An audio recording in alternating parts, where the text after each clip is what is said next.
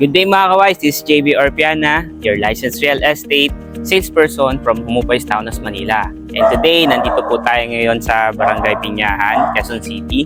So yung ating property po is malapit lang po sa Viluna, dito sa right side po natin. Then dito naman po sa left side po natin going to Quezon City Hall, Kalayaan Avenue. Then accessible din po to sa mga universities na malapit dito like Miriam College po, Ateneo. And then ito nga pala yung ating 4-story compound type na townhouse na ating house tour po. So ito po pala is may lot area na 60 square meters, total floor area of 275 square meters. Bali yung ating property po is 5 units. So yung isa po is sold na po.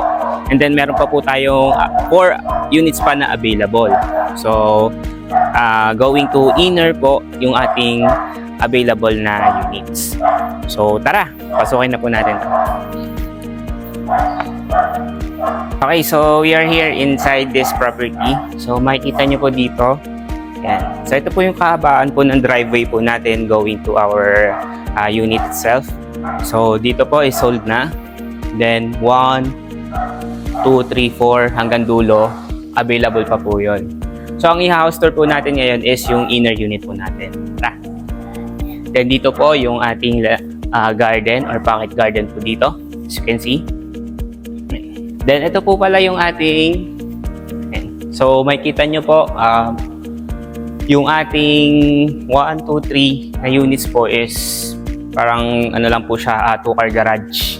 Yan, yung kasya po dito. So isa po dito and then isa po naman dito. But ang kagandahan po dito kapag inner unit po yung pinakakinuha nyo. So meron siyang provision for 3-car garage. Yan. So, ito po yung i-house tour natin. Yan. So, dito, papansin nyo, isang sasakyan. Tapos, isa pa po dito. Yan. And then, dito po sa ating ground floor, gaya ng sabi ko kanina, 3-car garage po ang kasya po dito. And then, meron po tayo ditong outlet. Tapos, faucet po para sa ating mga sasakyan.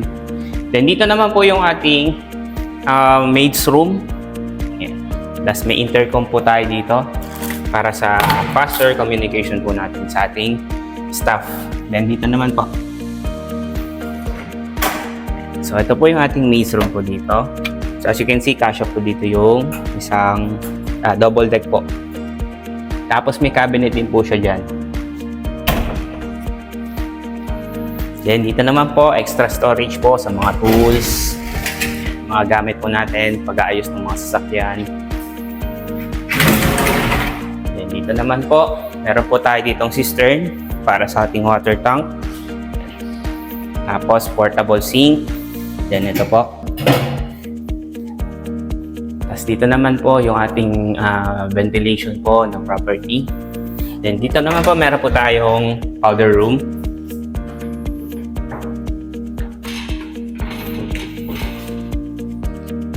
So before we enter dito sa mismong main door natin, so meron po tayo ditong sliding gate. So kung mapapansin nyo, no, aside from the compound type itself po ng ating property, so yung mismong unit po natin is fully secured pa. Yan. So hindi talaga kayo mangangamba when it comes to security. So ito po yung ating hagdan dito with mahogany handrails.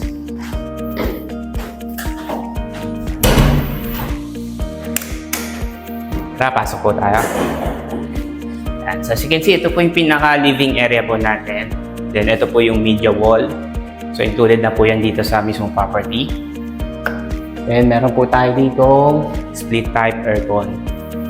Then dito naman yung ating breaker panel room. Then yung ventilation po ng ating living area.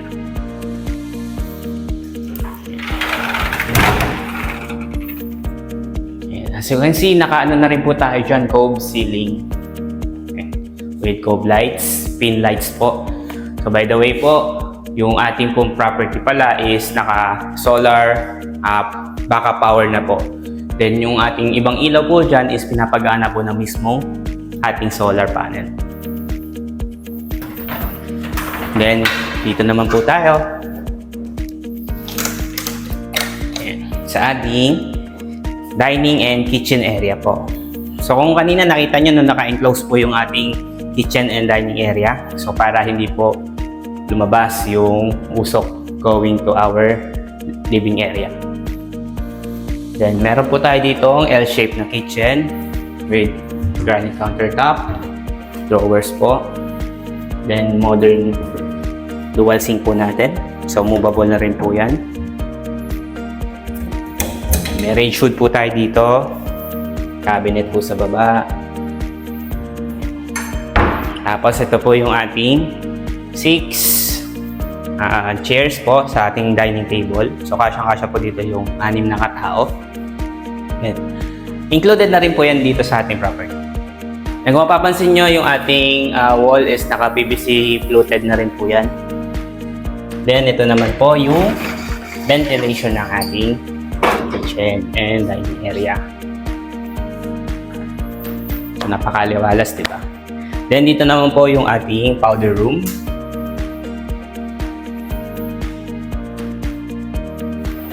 So naka-cove ceiling na rin po tayo dito with pin lights. Then may abang po dyan na wire for our modern chandelier.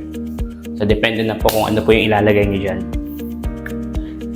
Then dito naman po, meron po tayong extra storage sa ilalim. Tara, akit na po tayo sa 3rd floor. Okay, so right now, nandito na po tayo sa 3rd floor. So meron po tayo ditong 2 bedrooms. So unahin na po natin ito. So dito po, as you can see, so spacious na po siya. So kasyang-kasya po dito yung ating king size na bed at maluwag pa po yung area dito. Dito po, meron po tayong cabinet. Laminated na rin po yan. Tapos dito po yung pinaka-media wall natin. So may wardrobe din po tayo dito. Ang pin lights and meron po tayo ditong split type na aircon. Dito naman po, kagandahan dito is meron ng sariling CR.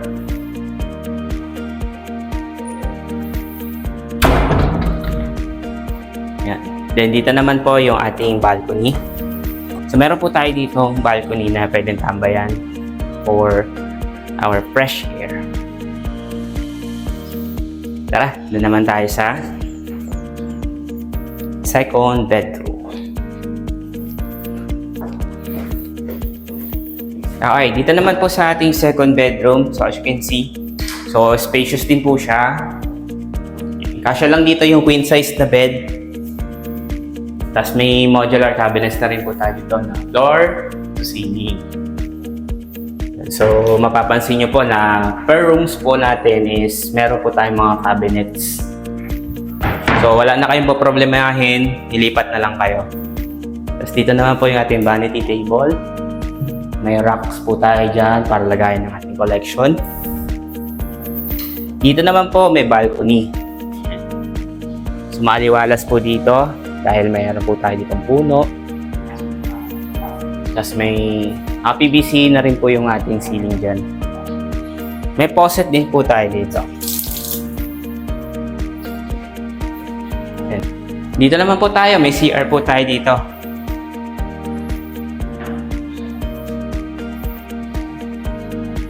Then yung ating channel intercom or faster communication.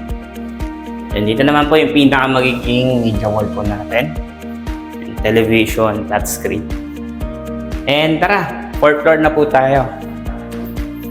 So pagkakit po natin dito, bumungat po sa atin yung napakaganda na modern chandelier po natin. So nag-change po pala yung ilaw po niyan. Then dito, meron din po ditong space pa. Ample space. Gaya ng upuan or sofa. CCTV. Then meron po tayo ditong last bedroom. Pasukin na natin. Ito po yung ating actually pwede din siya maging master's bedroom dahil sa lawak at ganda ng mismong room na to. Dito po sa ating sahig, naka-mahogany wood planks din po tayo. Then ito po, may intercom din tayo dito. May mga cabinet din po tayo dito.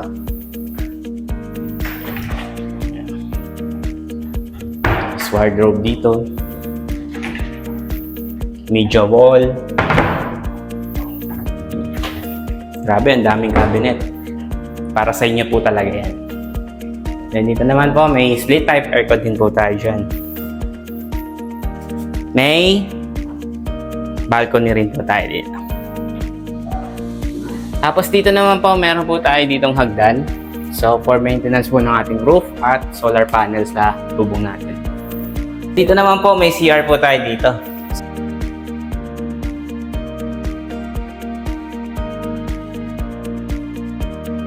So, may heater din po tayo dyan.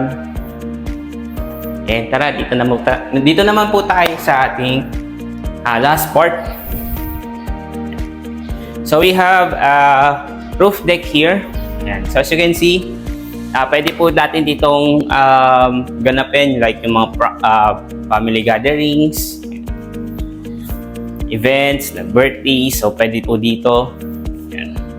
As dito po yung ating solar backup batteries po.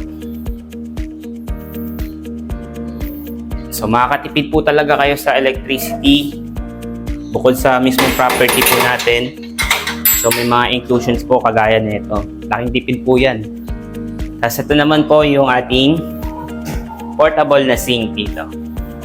Meron po tayo dyang powder room.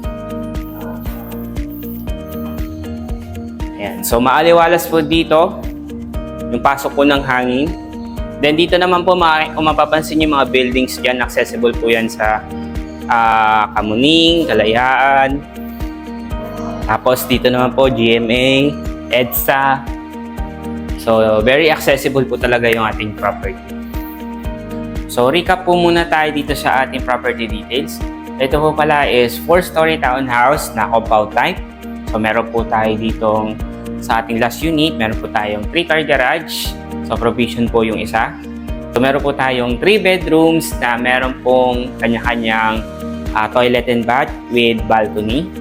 So, meron din po tayong living area, kitchen, and dining area. And dito po sa ating fourth floor, meron po tayong roof deck. Then, other inclusions like CCTV, solar panel, and air condition cabinets sa bawat room. So, if you are interested in this property, pwede nyo akong i-text or tawagan sa number na to. Or chat sa aming Facebook page, HomeWise Townhouse Manila. Again, I'm JB Orpiana, your accredited licensed real estate salesperson from HomeWise Townhouse Manila. See you next time sa susunod po nating vlog. Bye!